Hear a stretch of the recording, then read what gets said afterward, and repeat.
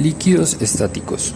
Para lograr un cambio de forma de los cuerpos sólidos se requieren fuerzas sustanciales incluso si el volumen del cuerpo no cambia, por ejemplo para un cortante o una torsión.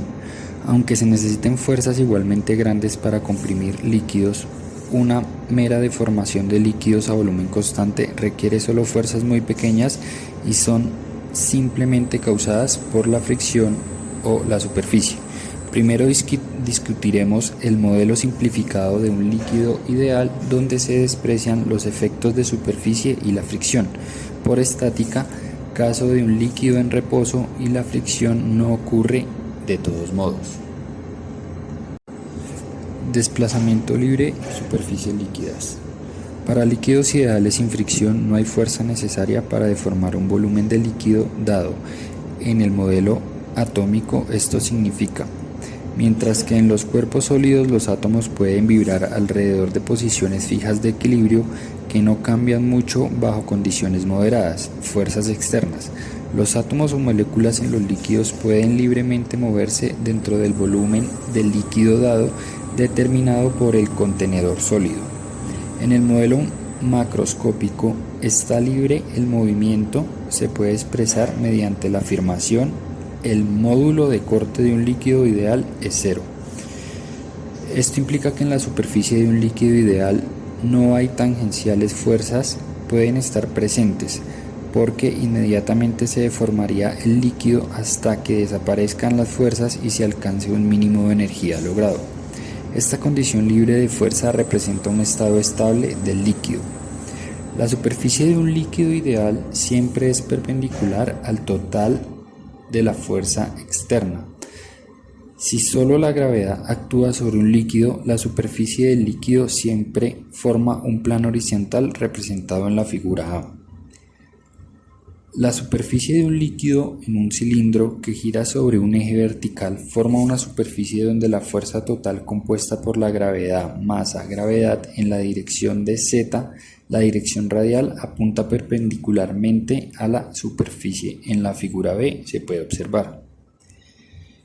En esta diapositiva podemos observar en la figura A la superficie líquida horizontal en un recipiente en reposo y en la figura B la superficie como paraboloide rotacional en un contenedor giratorio. Presión estática en un líquido. Cualquier fuerza externa actúa solo verticalmente sobre la superficie de un líquido. Si un recipiente con un líquido está cerrado por un pistón móvil con superficie A, sobre la cual actúa una fuerza vertical F, define la presión sobre el líquido como: la fuerza actuando sobre un pistón con área genera una presión igual a la fuerza sobre el área en el líquido. Relación entre la presión dentro de un elemento del delta del volumen y las fuerzas que actúan sobre los lados de la diferencia de los volúmenes. La presión dentro de todo el líquido es constante mientras no actúan fuerzas unisotrópicas sobre el líquido. Para un líquido estático, la misma presión actúa sobre todos los elementos de la superficie del recipiente. Presión hidrostática. Teniendo en cuenta que cada elemento de volumen de un líquido tiene un peso en el campo de gravedad de la Tierra, incluso sin una fuerza externa, una presión sobre el fondo del recipiente es presente debido al peso del líquido sobre el fondo. Esto se puede observar en la figura 1, donde la presión Z en un líquido incomprensible en el campo de gravedad de la Tierra en función de la altura Z sobre el suelo. En la figura 2 podemos observar la presión sobre el fondo es igual para todos los recipientes llenos hasta la misma altura.